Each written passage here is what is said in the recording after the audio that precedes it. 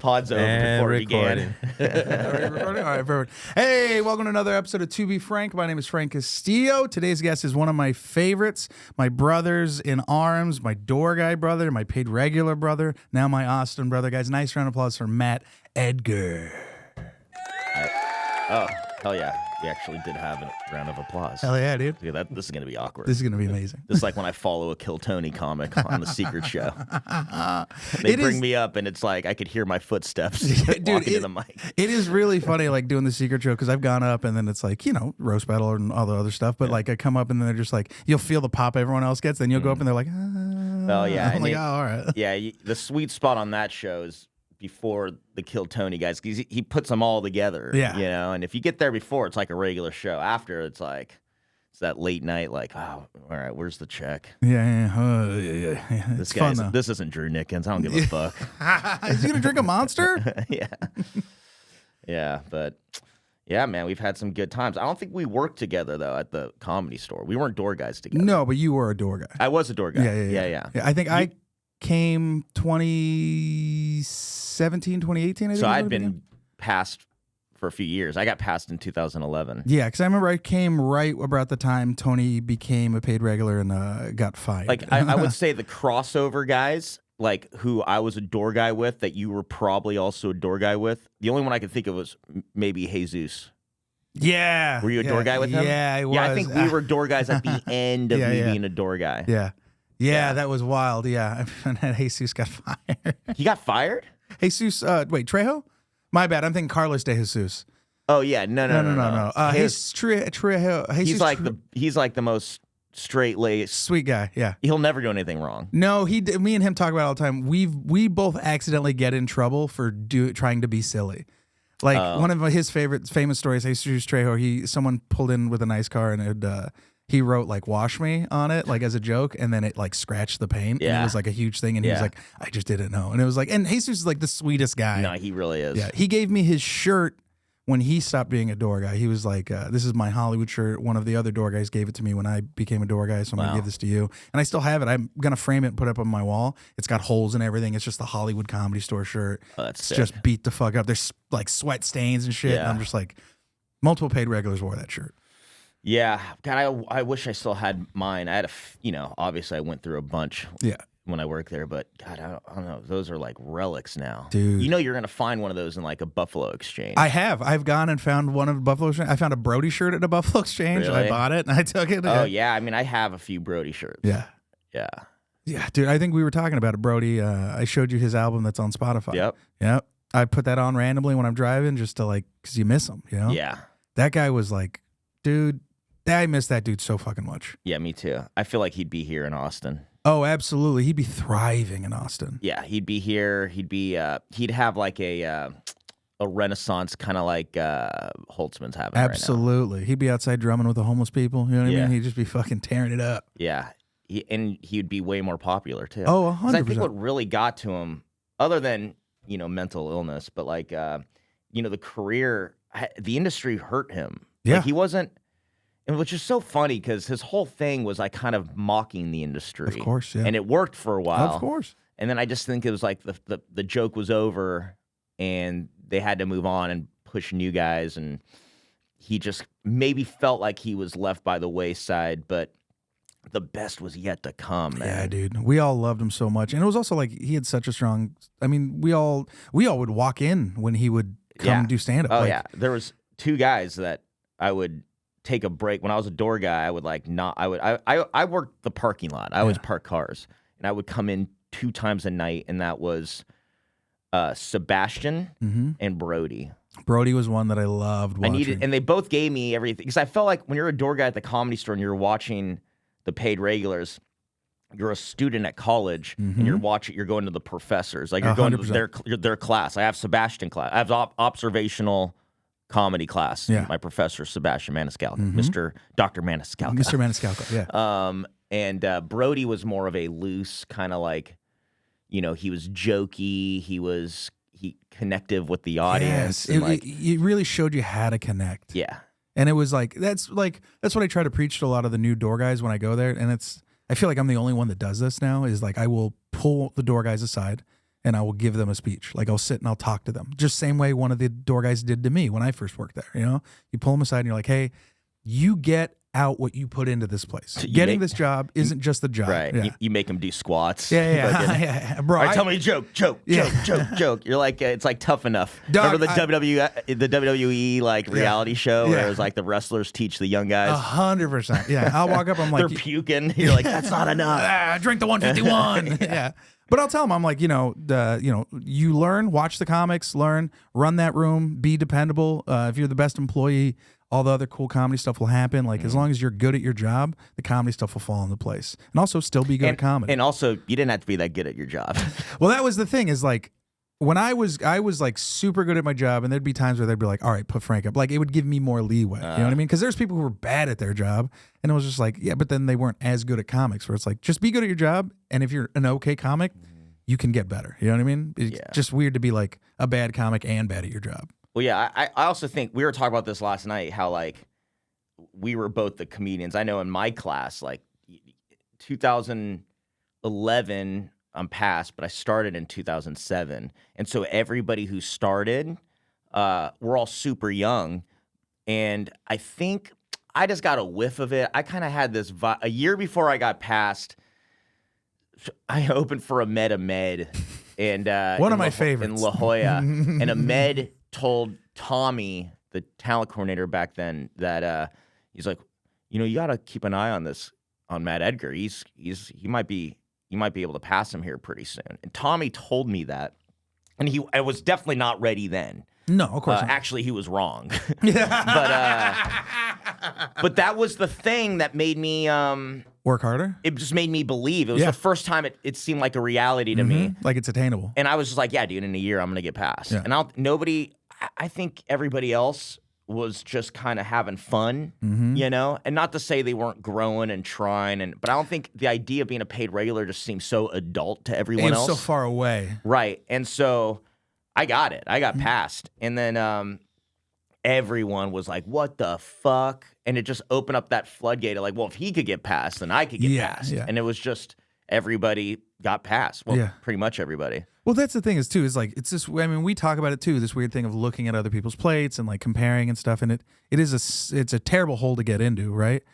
But when I got past, I felt like everyone was pretty stoked. And then later on, it felt like it came out. People were like, oh, well, if he's passed, I should be passed. Which is like, if you're my friend, yeah, that's true. But the reason I got passed wasn't because it was given to me or anything. Like when I won Roast Battle, there was rumors that Adam was going to pass me because I won. And then I remember telling Eric and Adam, like, if you pass me because I won this thing and not because I did stand-up, it won't mean the same to me.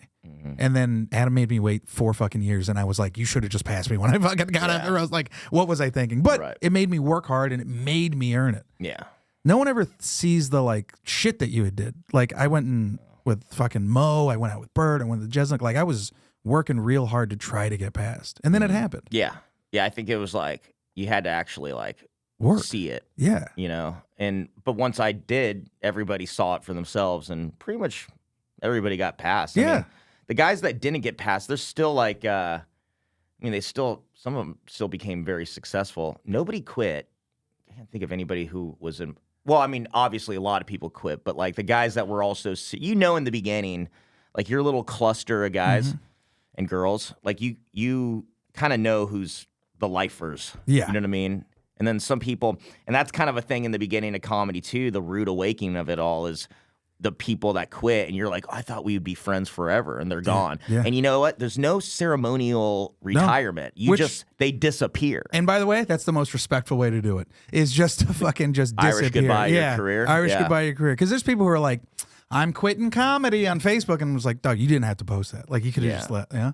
And what's weird too is like, there's people that come back into it, and it's like, that's fine, like if you're really like ready for it this time, then you're gonna take it seriously. Then yeah, that's great. But then there's people who come back and they're like, hey man, what's up? And you're just like, what are you doing? Yeah, like this is crazy. Yeah, I'll see that at the store sometimes too. Right now, I'm not gonna say who, but there's a group of dudes that were real fucking cunts at the open mics when I was a door guy. Or not even a door guy, when I was just showing up at the open mics. Like I wouldn't get put on. I would always get put on last. All these guys would get like just shoot in at the open mics. Like they'd walk up, get put on, and it was just kind of like, what they did was just never really like exciting. Like I just never understood it. And then I became a door guy. I got past all this stuff. They either quit or became like podcast producers. No offense.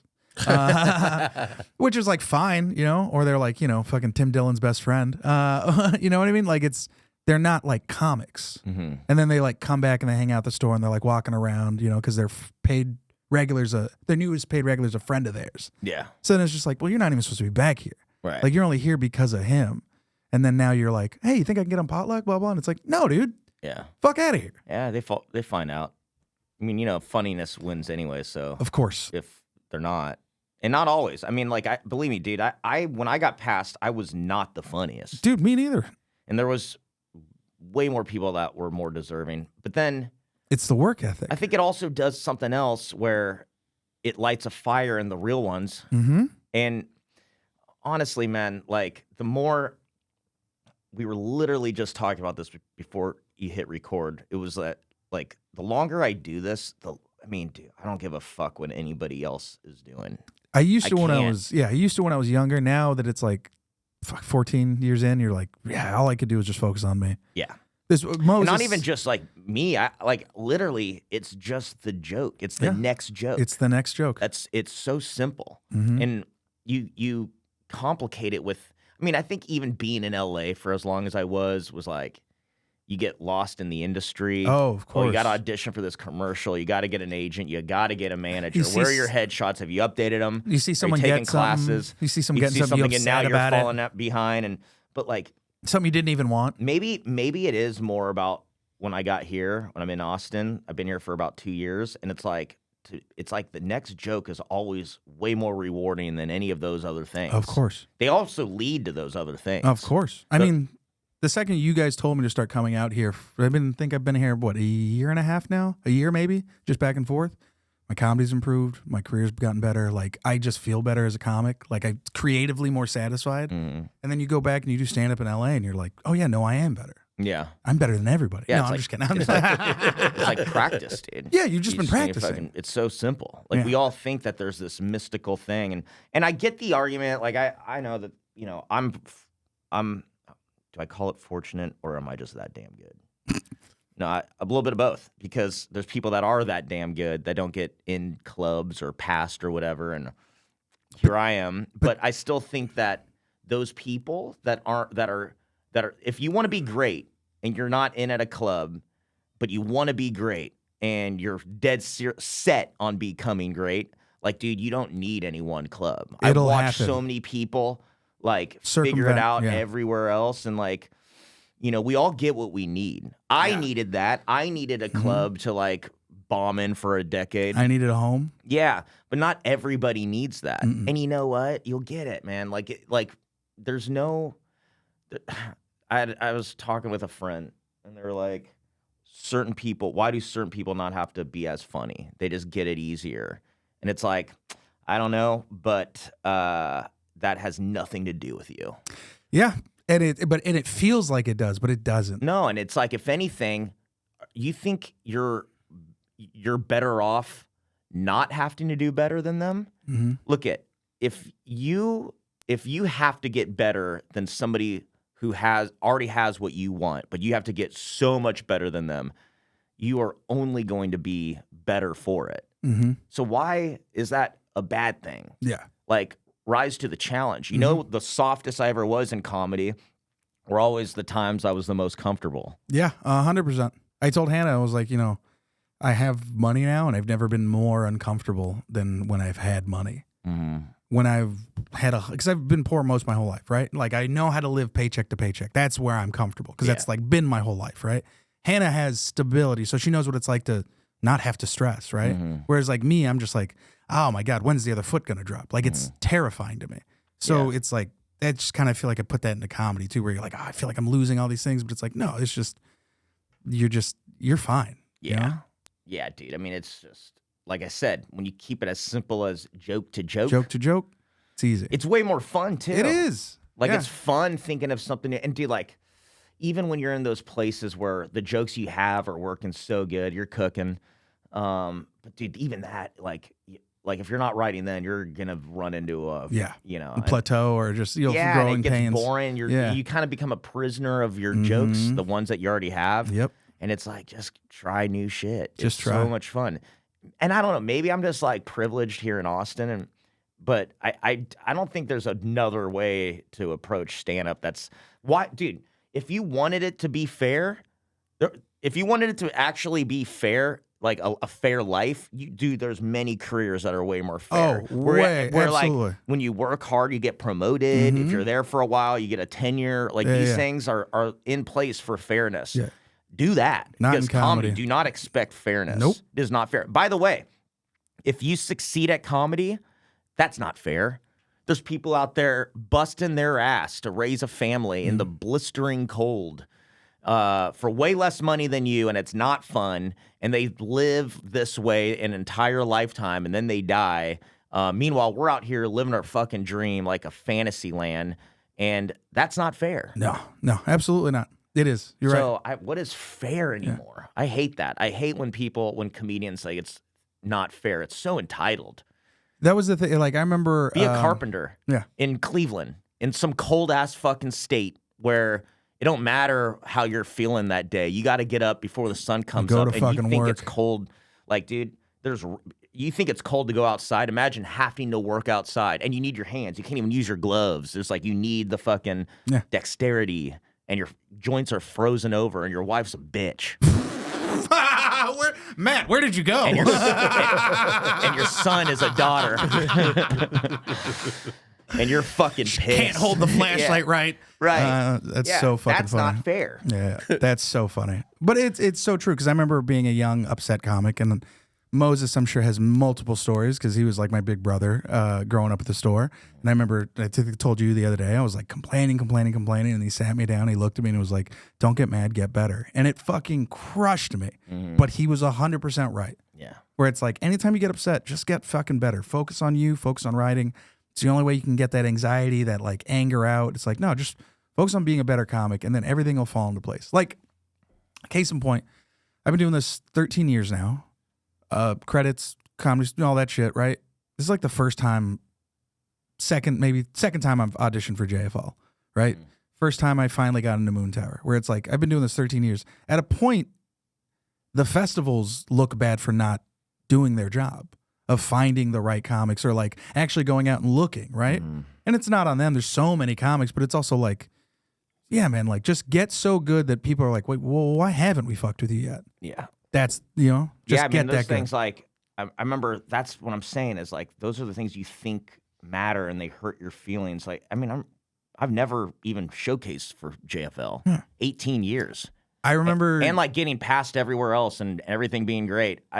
JFL, fucking Moon Tower, all these things, I watch them come every year. And the crazy thing is I remember so many people getting those things. And then like, yeah, we're all still here in the same place. So what did it matter? 100%. So I don't even think about it, man. When that stuff comes around, I always feel bad because the young people are like, they're in their notebook, they're fucking listening. They're like, I got to get this showcase and I get this like, dude, honestly, like the best thing that's happening right now is that you're putting the pedal to the metal for this thing that you think matters. It doesn't matter. The fact that you're actually getting better and putting the pedal to the metal for this thing right now, you probably won't get it. But do that all the time. Yeah, and you're literally going to get better. The most you're going to get from this audition is better. 100%. You're probably not going to. Dude, these things are decided before. 100%. I always feel like the showcase are literally these like bored ass fucking producers, agents, whoever throws them together, and they just want to have this Shao Kahn like power where they just watch on their throne and like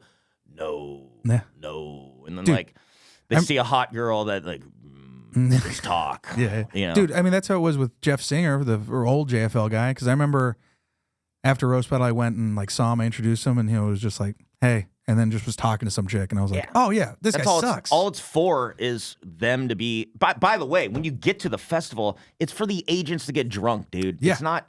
It's for them to all fuck, and then you get to think you're being successful. You get paid not enough. Simpson put it great. He goes, the festival's in Canada. Everyone from LA goes to Canada to watch everyone from LA. Yeah. Yeah, and if anything, all the industry people, like if they were really doing their job, they'd be out at night in LA and see what's there. That's why the young managers like the Andy Farrags of the world, Zach Waxenberg, these guys fucking show up and they don't have to. Their bosses don't. Yeah. But they're there on the front lines with us, watching, scheming, figuring out what could be the future. To me, that's like the real shit. But for the most part, these guys, like, you know, there's a one tonight or last night, there was like this big Netflix fucking, you know, cock-sucking ball where like they get everybody together so you could do 5 minutes in front of people that aren't going to book you. The auditions are so just, how do I put it, artificial. Yeah. And by the way, all those festivals, like well, I've never done JFL. I don't give a shit. But guess what? I probably will. And Moon Tower, I've done it. I've done all South by Southwest. I've done these things. I've never auditioned for any of them. I find myself on these shows. Same thing with South by. I didn't get it, and then I literally was on 6 shows. Yeah. Netflix. So what does that mean? What does that mean then? So all these people actually auditioned and either got it or didn't. Say they got it, right? We're in the same position, and I didn't. Somebody knew somebody, and I got hit up last minute. I don't know. Like, that to me is, like, because all I cared about were the jokes anyways. Yeah, okay, now I'll tell these jokes in fucking at Moon Tower. I remember the first Netflix festival, I did the audition, I didn't get it, and I saw everyone that got in, and I was like, what the fuck? All right? Just the younger people on my level, and I was like, all right, that's fine, whatever. It is what it is. And then Theo was like, do you want to open for me at the Wiltern? There you go. And I was like, well, exactly. What was the whole point? And then I ended up doing like 5 other Netflix shows because people were like, yeah, I want someone good. Come up. And it's like, well, what like, what is this? Oh, yeah, the Netflix is a joke thing. Like the festival. Yeah, I never auditioned for that. I was on the first one. Yeah. Dude, I think it's all fake. I think that the industry they run out of things to do, and they're like, well, we got to do something. Showcase. Let's everybody get together, pretend you're more important, and you know more than these comedians. You don't. You guys are just fucking fanboys I did my audition that went to college. Yeah. When I did my audition, me and Bruce probably had the best sets out of everybody. Afterwards, I come down and me and Fury are talking. He's dying laughing. I'm like, what? And he goes, the guy that went up before me was like some clown guy. He was literally like, clowning's big in LA right now. And it's like the worst versions of improv. Like, I fucking hate it so much, right? Yeah. It just drives me insane. And then WME was like, he's a genius. Yeah. He's the next guy. He's a genius. And it's like, I don't know, man. You guys told me Mannon Matthews was a genius. You told me all these other people who fell to the wayside. Also, you guys, as an agency, not just them, all of them, you guys constantly are firing, rehiring. Like, the agents that are in there change and they jump to other agencies. Like, you guys don't even know. You don't even have job security. Like, and also, you're not here. You think clowning's cool? That's because you're in LA and you're all a bunch of fucking trannies. That's right. Put the hard camera on me. Welcome to Texas, bitch. We don't give a fuck. Oh my God. That's hey, man, I mean, it's equal rights, man. I said I was at the Comedy Store and I made a trans joke, and this girl I mean, literally, I zoned in on this one girl, like she looks over to her boyfriend. I'm like, what's your problem? And she's like, she couldn't believe I actually called her on it. You know, like that I made fun of trans? And she's like, I mean, no. And she's such smug, like she has the higher ground. And I was just like, well, they're here to stay. I'm sorry, but they ain't going nowhere. So as long as they're here, we're going to make fun of everybody. Because they count also. They're also people. Yeah. And I make fun of people. So sorry you don't like it, but they're real people. Yeah. Like that kind of gaslit her into thinking she's the one that's a bigot when it's like, it's kind of is though. Yeah. It's like, dude, we're all here. I'm the straight white male. Nobody's getting more shit than me. And I love it. It's so funny. It's always been funny.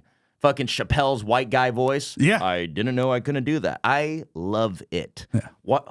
I hate that there's groups we can't fucking even riff about. It's funny because like when I go up there, especially in Mothership, and I do my trans joke, I see all the guys get all like, ugh. Yeah. And I'm just like, because there's either sides of it. It's the thing that I like about the Mothership is people always say it's like, oh, it's super right wing. But it's like, no, there's so many different sides of it. Yeah. Like I'll go up and I'll do, you've seen me do my Vietnamese joke, right? That's like wild. And then I do the dead soldier joke. You know what I mean? Like I do a bunch of wild shit that may not be the best towards like a conservative audience. Even the liberal audience doesn't like me. But so it's like, it just blows my mind that like you can't, like people are so set on things you can and can't make fun of. And it's like, no, you should be able to just joke about everything. Right. But it's not even, it's like one thing to not, we're not allowed to make fun of certain people or groups or whatever, but then just excluding other groups to elevate these groups that we're already not allowed to make fun of, like that's crazy. That's not funny. That's why roast battle was such a big thing when I was coming up. Was it was like this thing of like consent also, but it's this thing of like, if no one's put on a pedestal, if you put someone on a pedestal higher where you're like you can't make fun of them, well now you're making them better than everybody else. Everyone's at this level. Well, then it's not equality we care about, supremacy. Well, it's also just like as if we're all on this level, we're all talking shit. It's fine, right? Yeah. I mean, anyone could do this, man. I've seen greatness in all walks of life, every race, every age, every sexual orientation. What's the gender? Whatever it is, it's like everybody has it in them. It's just the second you start making these rules where like there's sacred people, that's like that's anti-comedy. And I'm telling you, I put my chin out there every time I go on, every time I'm broadcasted, and I invite anybody to talk the shit, post it, whatever. But I've made that pact with myself, and that's also the contract I signed with the world. But if you're going to be in the business of funny, then you have to include everyone and not exclude certain people that we can't, and then you give them more than other people. Like that's not funny. I hate that there's even like, it's like phobic. Like I'm like transphobic, fat phobic, whatever it is, whatever the phobic is, because I've made fun of them. It's like, dude, if I were really scared of them, I wouldn't be making fun of them. If anything, I just feel like it's for one, I never set out to write a joke about something. Everybody should know that. I'm never sitting there going, oh, I need to make fun of black people. I got to think. Because there are comics that are like, and we know them, and we don't think they're great comedy. To me, it's like the funny thing that flutters through my mind or my experience right in front of me, or it's honestly just the embarrassing thought that this is such a stupid way of looking at it. The N-word joke you do? Yeah. Very funny, all personal. It's the joke on yourself. It always, nobody's being made fun of while I'm on stage more than me. This is all me making fun of me. Even if I'm making fun of a group or a race or whatever. The joke's on you because it's me, because that's a stupid, ignorant thought. And that's what I'm making fun of. I'm playing the fool. I just can't believe that we don't, not everybody could see that. I can't believe that. And honestly, what it really is, I think that people need to feel like they're good people, and they don't really do anything for anyone else. So the best that they could do is hate on somebody who they think is bullying. It's easier to hate on a comic than it is to actually go out and change the thing that they're saying. So like, I mean, dude, you've seen I do my mass shooting jokes. Dude, I've had people want to come up and fight me over it. And then I'm just like, you want to fight me, but you want to do anything about like like gun control, policing, or any of that shit, like which is fine, which is like however you want to do it. Like I'm literally just talking about the problem. Like I'm cracking a joke about the problem. And you're upset at my joke, yet no one wants to do any solutions. And by the way, let's go back to the clowning stuff. I mean, look it. How privileged do you have to be? Like how good of a life do you have to live? How much of your life has to have been like so good you'd be like, yeah, I can just go up and clown. Sure. It's insane to me. I also think it's like in place of actually becoming funny. Of course. Like like honestly, is clowning really funny?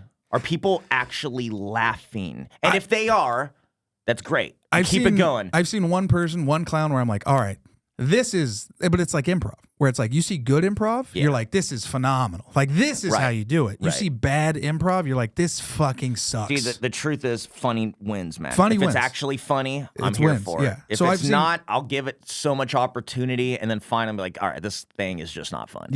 This person's just not fun. No, it's just not for me. Whatever it is. But you eventually have to be funny. Well, it's like improv audiences are so open and giving and supportive. That's what clowning audiences are. Comedy, you can bomb your fucking dick off. No matter how good the joke is, no matter how correct you are morally in your comedy, it's like you never know how the audience is, you're going to bomb. Clowning, I feel like those audiences are just always supportive. So no matter what you do, it is literally like a safety net. Yeah. Yeah. Yeah, I think there's a thing with that improv community, the sketch community. It's like they're supportive. I mean, they're really not though. They really fucking hate each other. Yeah. But I think that like I think people go to some of these shows to think they're sophisticated. Like I think they go thinking that this is like highbrow and it's poor people aren't going to improv shows. No, they're going to stuff that actually makes them laugh. They're going to stand-up shows and paying 2 drinks with whatever money they have. If I am paying money, which I don't have much of, if I'm using the little bit of money I have to be entertained in a comedy setting, I want to be guaranteed laughter. Yeah, this clown art form, like. If you walk back and go like, I just see them. These guys are these are the people that are at the top of the Titanic, with the chandeliers, the suits, and it's so proper. But we're down there in the slums, fucking dancing, throwing cards. Because that's the thing, laughing. Because it's so funny. Because like I've had young comics. I remember one in particular. I remember him calling me an elitist because I worked at the store and all this stuff, and I had to tell him, I was like, Doug, like I remember I told him on Facebook, we were arguing on Facebook, I told him, I was like, Doug, like, I'm an elitist for taking out trash and working a minimum wage job 6 years in a row, like doing dog shit. I was like, Doug, you had an open mic show in your backyard, and then Vice came and did those, like, Vice came around and they filmed a lot of backyard shows. Can't remember what it was called, but it was like a certain series, right? The dude booked all of his friends on the show. Yeah. Most of them don't do stand-up anymore. How's that? And I'm the like, same thing. I was like, you're an elite. I'm like, Dog, look where I ended up and look where you ended up. Yeah. You didn't have the foresight. He was like, well, I put you up on the open mic all the time. And I was like, thanks. Yeah. Like, what are you talking about? It was like these people that run these shows or they like run an open mic. They either like are about it and they want to like help the scene, or they're like, no, this is my little power that I have. And it's like, all right, well, I will outlast you. Yeah. Everyone's going to outlast you. And they did. Yeah. I mean, Again, it will always go back to what's funniest. Like the elitism, the whatever you think. I mean, dude, you know how it is to be passed at a club, man. Like, there's clubs I'm not passed at. Dude, there's places that don't fuck with me. Yeah, same with me. Like, but, like, we got what we got. And if I really wanted to get into these clubs, I'm sure if I focused on it and played the game, maybe things would be different. But the one thing I'll never do is shit on them for like not having me or existing. Because also like I don't know if you parked cars, so I worked in the phone booth and I worked with Adam. Like I work under Adam and stuff, so I see all the shit he gets. Like I would see all the people bug him. You just see him in the hallway getting fucking accosted by people being like, hey, can I? And I always try to take myself out of it when like I don't get booked at a club or like they're not fucking with me. I always try to think back and I'm like, oh yeah, I'm not in here that much. There's other people who've been here longer. The talent coordinator's got a fucking crazy job dealing with 500 fucking egos, tons of them bigger than mine. Like, yeah, of course. Yeah. Sometimes it's not just you, it is other things. And that's the thing, because it always feels personal, always feels like it's us. Yeah, for sure. It does feel personal because it means everything to you. That's the part that you got to remove. That it doesn't mean the bookers aren't. It's not personal to them. Maybe some of them, but I mean, for the most part, no. It's just like it's their job. Yeah. Actually, it's like the worst job ever. Dude, because I've watched Adam age 30 years. You have to deal with so many people. Yeah, and like, and then there's like chapters. It's like it's the people that are established. It's the people that are coming up, and it's the young people that he just believes in. Yeah, he believes in. And so like, and then everybody else, the people who suck that are gonna be constantly show up every week, and you got to find a way to regulate. You don't want to be too mean because you're not. Adam's not mean. Emily's not mean. No.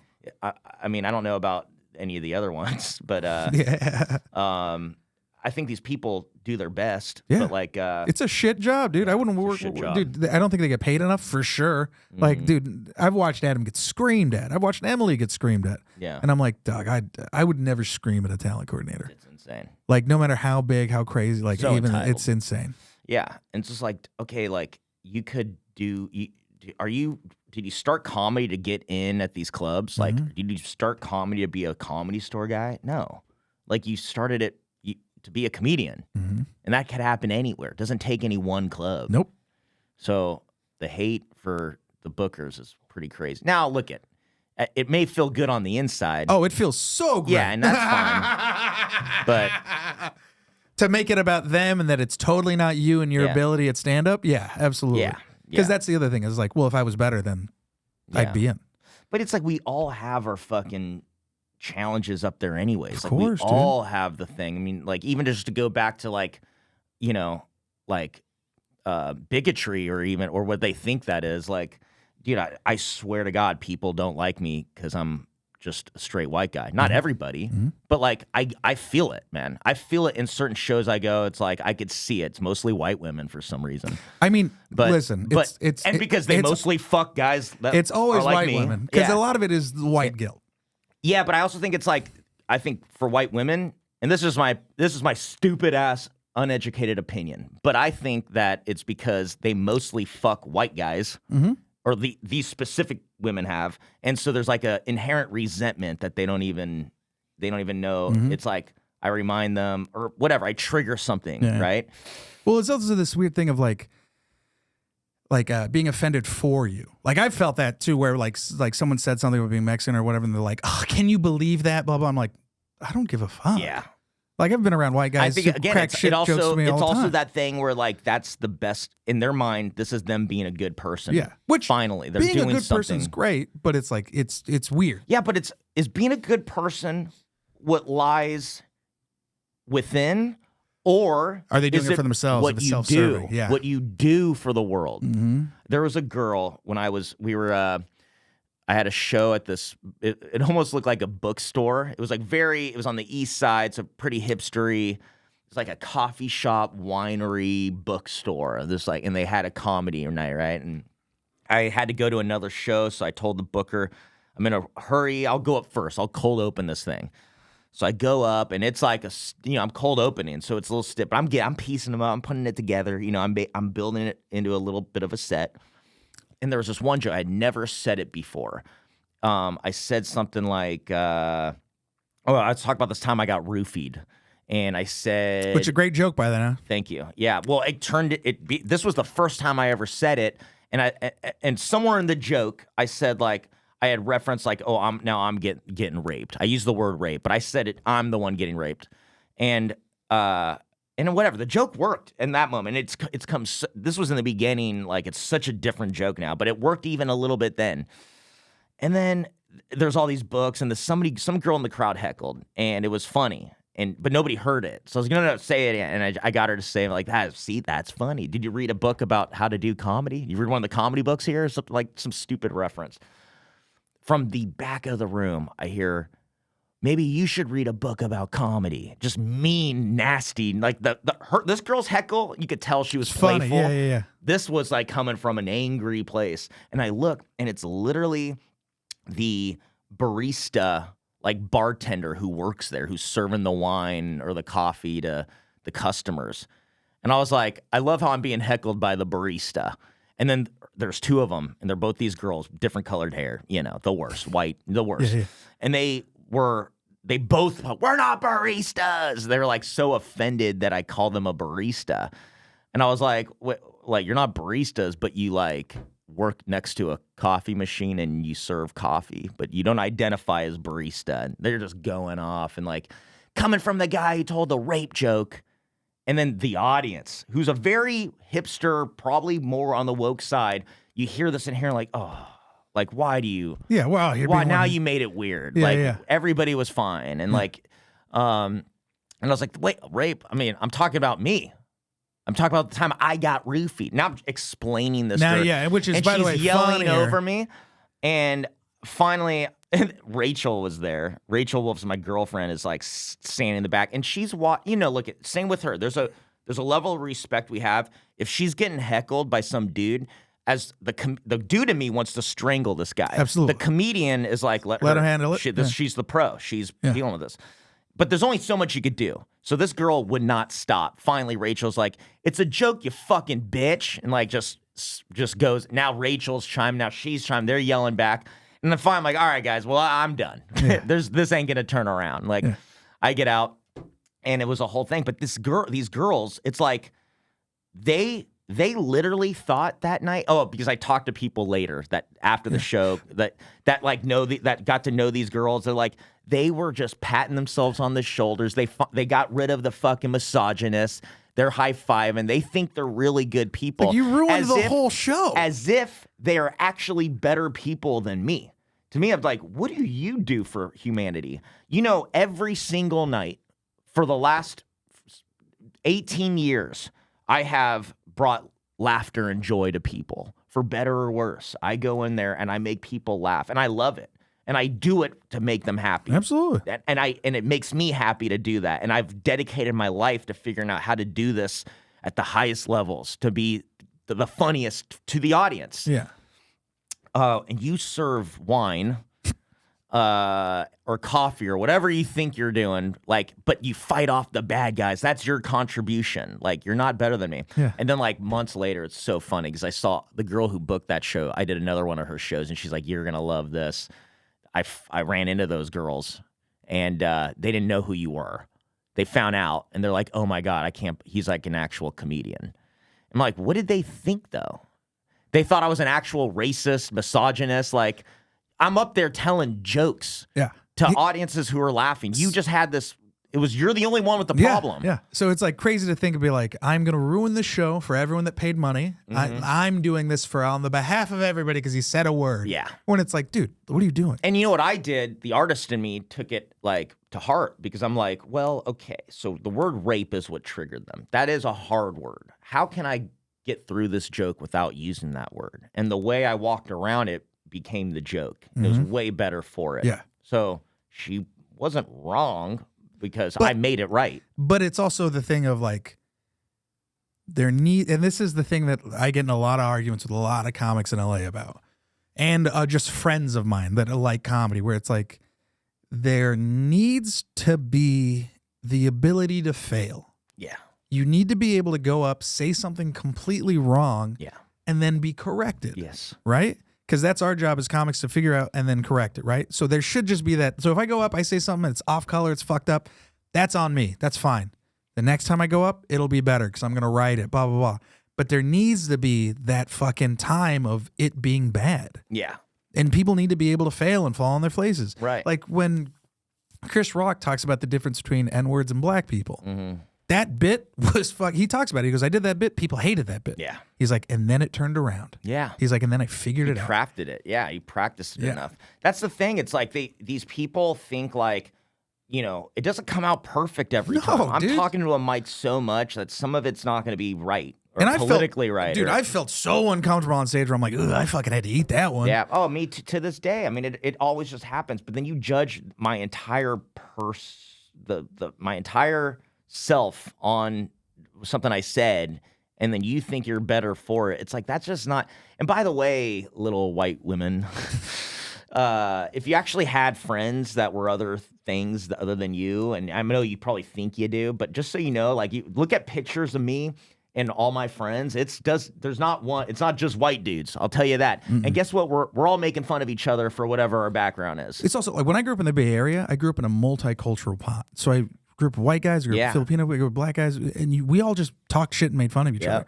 I didn't realize it was like weird or anything until I went to Temecula, and it was all white people, right? And I was the only, like, one of 3 Mexicans, right? And it's like, them cracking jokes to me, it was like, all right, that felt weird because I don't know any of you guys. Yeah. Then the people that I became really good friends with, dude, one of my best friends calls me a wetback, like, all the fucking time. He'll call me a dirty Mexican, all this stuff. Right. And but let me guess, he loves you. He loves me to death. Half Italian, half something. Funniest thing about that, he'd make fun of me all the time for being Mexican. Comes out, he did his DNA test. Oh, hell yeah. Half Mexican. Yeah. And dude, I fucking called that dude a beaner and a wetback so many fucking times. Called him, I was like, welcome to the club, you fucking beaner. Yep, dude, here's a shovel. Yeah, dude, it was, but it's like, that's love. Like, you can tell when someone hates you or when someone's like really hateful. By the way, in comedy, like, the real hate, the real people that are actually real life racist or homophobic or whatever it is, they do not last. I promise you.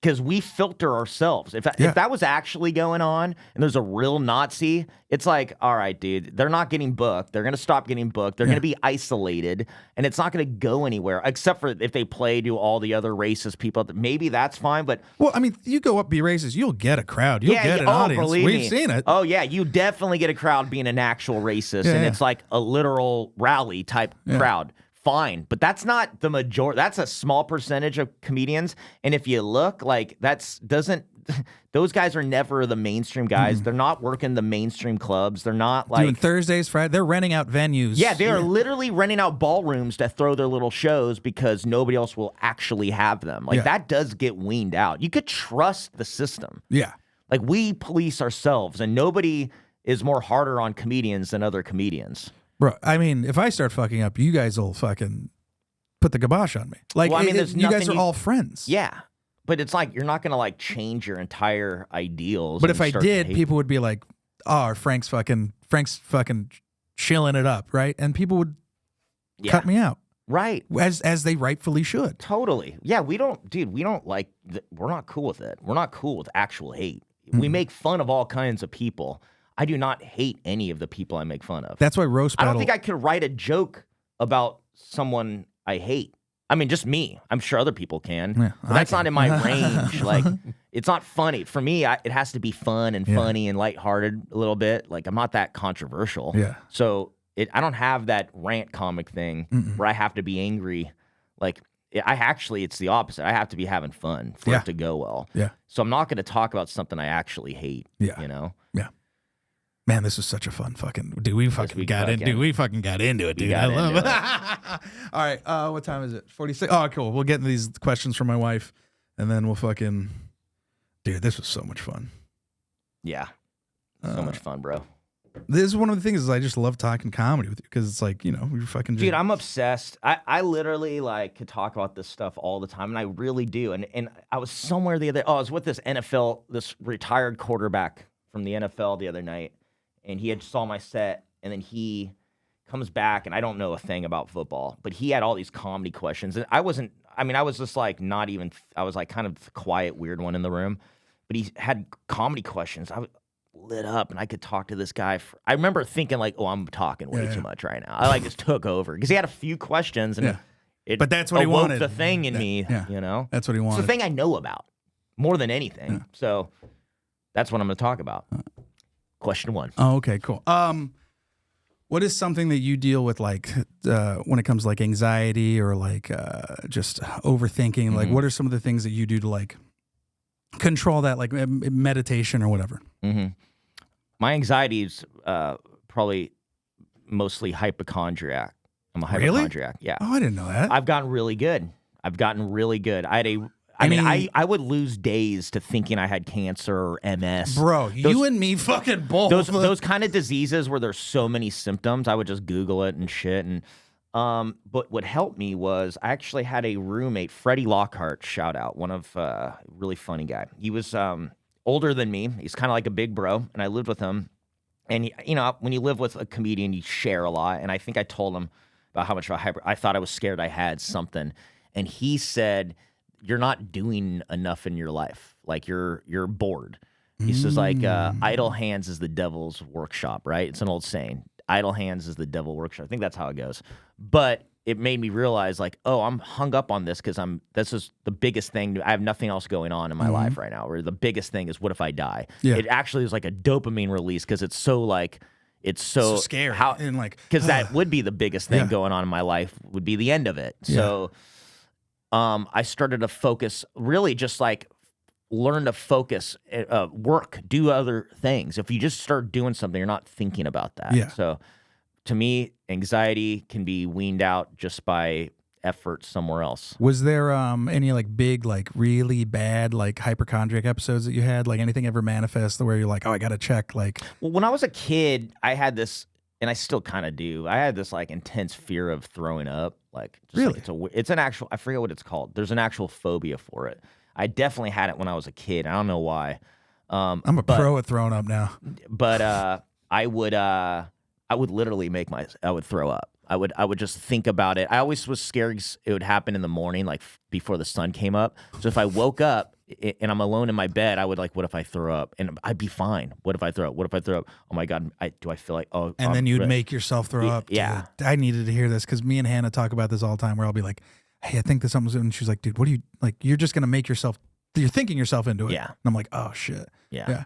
Dude, that's so fucking funny. Yeah. So that was like, I was plagued with that in my childhood. It's very weird. That's rough. Yeah. Sometimes, and I started, so there'll be this thing where like I'll eat something and my stomach starts to get upset, and I'll like, because I'm so concerned of getting food poisoning because I've gotten it before and it's just the worst feeling. So I'm always like, oh, is that food poisoning? Blah, blah. So there'll be times where I'm like, most of the time it's probably just an upset stomach. And then I'll be like, I got to throw up. And then I'll just make myself throw up. And then like Hannah will be like, how often do you do that? And I'm like, usually whenever like my stomach's upset. And she goes, you think you might just now have a thing about throwing up, like a problem? Like, is this now a habit of yours? And I had to like think about it. And I was like, oh yeah, that's probably not good. Like, I think she was like, I don't think your stomach's hurting as much as you think it is. She's like, I think you just get anxious, you get nervous, your stomach hurts, and then you just throw up to make yourself feel good. And I like thought about it and I was like, oh damn, that might be the thing that's happening. Yeah, I think it's like the mind is fucking powerful. I mean, it's your entire reality is happening in here. Like, so like whatever you think, you could create these monsters and they're lurking, you know, and to me, it was just like the thing I didn't have control over was my health.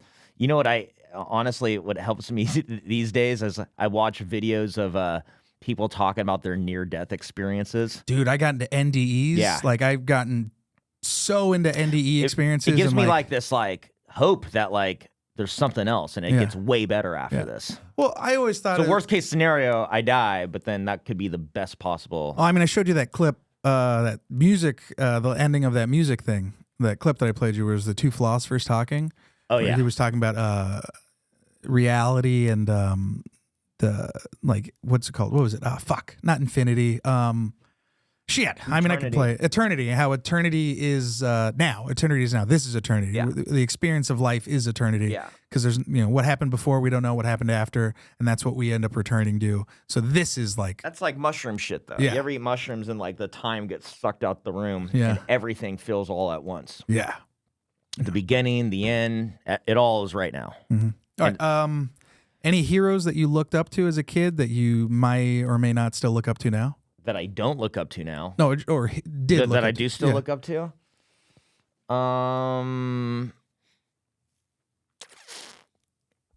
My hero as a kid, the first person that came to mind when you ask that, and I guess it will always be Rey Mysterio Jr. He's my hero. Why is he your hero? I was a very little kid, and all my friends went through puberty, and I was just not. I was so tiny. I was tall, skinny, and everybody's growing. And one night I turn on TV, and I had moved with my dad, and they gave me my own. I mean, there was an extra TV in the room, so I can now, for the first time at 12 years old, I'm able to watch what I want to watch, right? And wrestling's on. I never really got into it, but I'll never forget the match. It was a WCW Nitro, and it was Rey Mysterio Jr. versus Eddie Guerrero. And I watched these guys, and they're not big guys, but something about Rey, his moves were insane. He was acrobatic. He could do these crazy flips. The Hurricane Rana looked sick. And him and Eddie, I mean, I just really, I don't know why, but this opened up Pandora's box. Well, it's pro wrestling, so every week I'd watch. And then, so right after this match, Rey gets into this feud with this faction called the NWO. These are like big motherfuckers. Hollywood Hogan, Kevin Nash, Scott Hall. They're like fucking nearly 7 feet tall. Rey is like shorter than me. He's got to be like 5'8", maybe. I'm probably smaller. They bullied him, and they ripped his mask off, and that's a sacred thing in the luchador, arc, and I couldn't believe they did that, and then he comes out on Nitro, and Rey got their respect, and he was like, well, why don't you join the NWO? And he's like, no, I don't need to join you guys. I love that. He like stuck up for his morals, you know what I mean? Like, and then he had a match with Kevin Nash, and he won. Kevin Nash is like 7 foot, whatever. Rey's just way under 6 feet, right? He beat Kevin Nash, and as a kid, this changed my life. Yeah, and it was great. Last year, I get a call from Tony Hinchcliffe, and I'm down the street, and he's at the mothership for his show, Kill Tony, and he's like, "Get over here right now. Rey Mysterio is in my green room."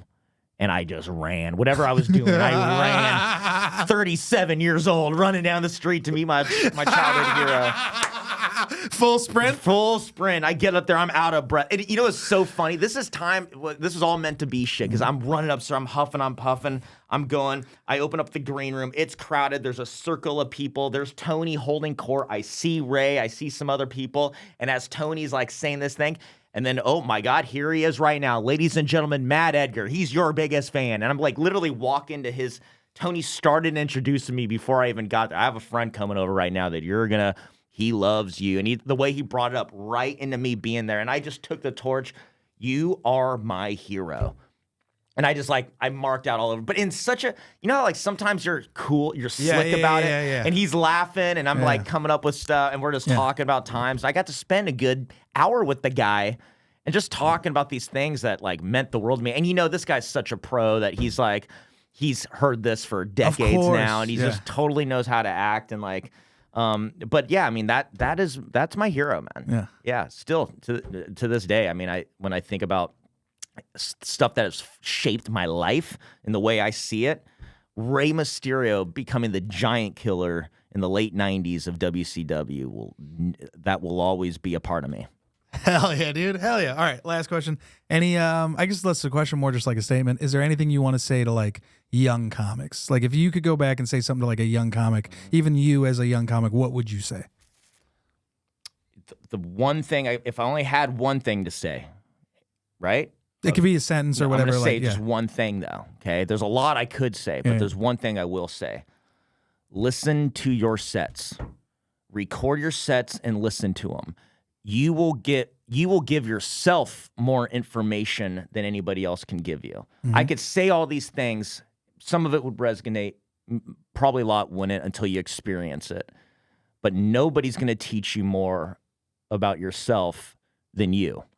And we have these magical devices that our forefathers in comedy did not have, where you could actually go up there, do your thing, get off, and listen to what you just did, and you will see it in the third person, and you could... How the audience saw it. Yep, and you could actually right there start tweaking stuff. And the fun in this, every morning I get up and I listen to what I did the night before. The fun is when you listen to it and you're like, oh, I could do it this way this time. And guess what? That night I get to try. Mm-hmm. And it's this whole fantasy land that I get to play in. I make it real. It's alchemy. I'm turning this thing into an actual thing. Mm-hmm. And if you just do that, and it's hard, you're going to hate the sound of your voice. But guess what? When you get past the hatred of your own voice, that means you had found it. You have your voice. You'll get more comfortable, and then you're really working. It all comes from listening to yourself. Fuck yeah, man. Dude, this is a phenomenal episode. Anything you want to plug before we get out of here? I'm on Instagram, Matt Edgar. Just do that. I mean, the shows. You just go to my Instagram. Everything's there. Matt Edgar. Matt has one T in it. Hell yeah, dude. Thank you guys so much. Thank you, Kalia Extracts. Thank you, Puffco. This was a phenomenal episode. Thank you so much.